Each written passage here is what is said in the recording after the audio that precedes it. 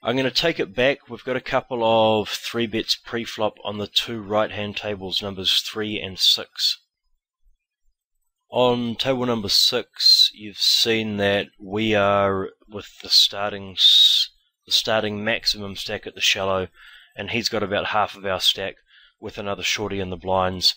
I don't really think it needs too much explanation as to how and why this hand dominates a min-button range pre-flop. I just want to talk about the flop play. So we've got a full pot bet, just under a full pot bet in his stack. Just go ahead and set him in. Like, don't bet $45 and end up having him call you with like a dirty double belly or something like that.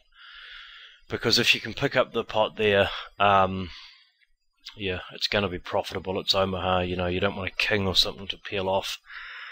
On another note, as I think of spots like that, and that board's a good little example of it. Let me take it back again. I commented someone going absolutely nuts the other day in the chat, and he's kind of a respectable player, and his comments went something to the effect that, oh my gosh, every time you get it in with me, you've got the flush draw. And that it's a standard thing that a lot of medium to bad players say, but it kind of got me thinking. And let's look at this board. It's kind of a good example, the 10-4-5 flush draw. Now, sometimes you feel like you're getting really, really the wrong end of injustice, and every time you get it in, they've got the medium to great draw, and they're out flopping you, and they're rivering you, and all of that sort of thing. And it got me thinking to why this occurs in Omaha. And essentially, because of all of the possible hand holdings and post-flop draw combinations that four-hole cards cultivates, we have a situation where every time they get it in with us, they're going to have made that draw. The times that they don't get it in, they've actually missed and they fold. So it was a little bit of a minor epiphany for me, if you will, that I realized at every time I find out I'm against get it in range, whether it be for 20 big blinds or 120 big blinds, when I do find out that I'm against get it in range, hey, I can expect to be against a pretty strong draw. That led to two further minor epiphanies. The first is, hey, be mentally prepared for a bit of variance.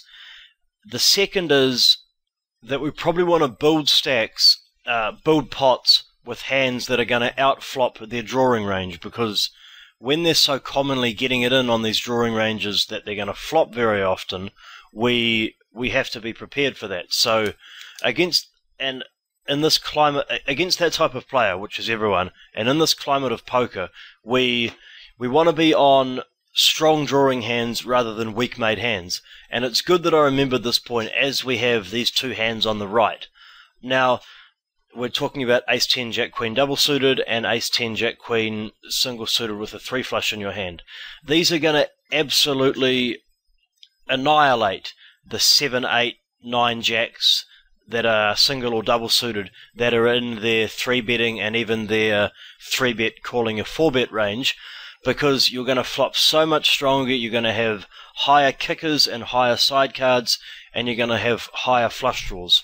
So I think that little realization, for me anyway, was a further highlight that we need to be altering our pre-flop aggression levels in accordance with post-flop floppability, rather than firing up the aggression on these hands that are going to generate a really weak made hand post flop, and you're just like covering your eyes and bet calling, and then when he folds 20% of the time, you're kind of saying, oh well, I played that one really well that time. No, you didn't. It's just that he didn't flop very well on his 6, 7, 8, 10 or a hand to that effect. So yeah, that's a little something which I noticed myself recently.